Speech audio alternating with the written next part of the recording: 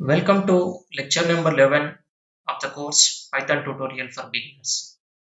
In this course, we are going to learn how functions can be implemented in Python programming. Functions are used to divide the entire code into several blocks. The advantage of using functions are more readable, reusable, and saving of execution time. Functions in Python are declared using the keyword def followed by its name as the name of the block. As I mentioned, when you divide the complete program code into various number of blocks and name them as functions, then that will makes us to understand even the more complex code. And once you declare a function, the same function block or the statements inside the function can be used for multiple number of times. And even when you split the entire huge amount of code into several function blocks, then the execution time will be very low when compared with the other programs. Let us have three simple examples in order to understand how these functions can be implemented. The first example is here we create a function without any parameters and we will see how that function can be called. In the second example, we will see how a function is declared with some parameters and how it will be called. In the third example, we will see how a function will be created with parameters as well as how we can display the output by using the return statement. Let us have the first example. As I mentioned, def is the keyword which we use to create the functions, followed by function name. Here, function name is my function. Remember, the open parenthesis and close parenthesis is very important. Why? Because this only going to indicate that my underscore function is a function, not a variable. Keep a colon saying that there is some block of statements related to this my function, and here I will use a print statement. Means I want to display a statement that is statement executed from function block when the code is fine. Means when you call this particular function, if everything is fine, you have to see the output which we have written inside this double quotation marks. Let us try to see whether everything is fine or not. Press the enter button and enter to see the output. Here there is no error message. That means that everything is fine. Now in order to get the output, it's very necessary to call this function. Why? Because functions cannot be called automatically. You have to do it explicitly from outside. To do so, simply you mention the name of the function. That's it. This statement is going to tell that you are calling a function with the name my underscore function. And now press the enter button. See, got the output which we have placed inside the print statement. This is the simple way how a function can be declared without parameters. Let us go for second example, that is function with some parameters. To do so, again I am creating one more function, my underscore functions. The parentheses I will take two parameters. One parameter is name and another parameter is age. As we know that name is of string type and age is of integer type.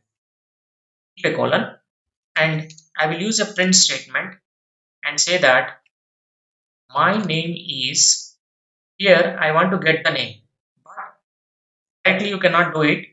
You can do it through a argument specifier. As name is a string argument specifier, I am using percentile s. My name is so and so, and I am percentile d. Means here I want to get the age that which will be in the integer form. years old. Means the intention of writing this statement is I will pass my name and my age to this function so that the print statement can execute that my name is so and so and I am so and so years of old. Let us try to see the output. See, there is no error message, everything is fine. Go for the calling of function. That can be done directly by writing the function name. And here the parenthesis should have two parameters. One is name and another one is age. Name, I am replacing it inside the single quotation marks. Otherwise, you can use double quotation marks also. And the age, I am mentioning it as 39. And now press the enter button to see the output. Here, what problem we got? Remember, you see, we have used the argument specifiers, but we didn't mention here what the specifier should format. Means the same code, I will take it once again. Here you have to pass these two. That is, one is name and another one is age.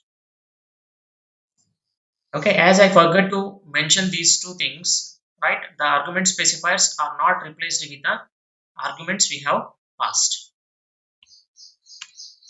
Okay, now my underscore functions, and here Raju and 39, and press the enter button to see the output. Now you see my name is Raju and I am 39 years old, right? This is the second example to understand functions. Let us have the third example, that is creating or declaring a function with parameters and using a return statement. For this example, I am creating a function called as sum function. Means using this function, I want to perform the addition of two numbers by taking three parameters. Means I want to perform addition of three numbers, right? Here, as per the previous examples, we have used print statement. But here, I am not going to use print statement. Rather, we will use return statement. Means this function should return some value. What that value is? Value which will be the output after performing the addition between A, B and C. Let us see whether is there any error or not. Fine, there is no errors. Now we have to call this function simply by using the function name. That is sum function. In the parentheses, I am passing three values, that is 10, 20 and 30. If everything is fine, the expected output will be 60. 10 plus 20, 30 and 30 plus 30 is 60. Let us see it. Okay, now we got the output 60. In this way, you can use a return statement even in functions, right? We can consider that return statement is a replacement for the print statement. The only difference is return statement just going to return the output value, but it will not be appended with any of the strings. If you want to do so, print statement is the required one. I hope you understood how functions can be implemented using Python. In the next lecture, we will try to see how classes and objects will be created and invoked using Python programming.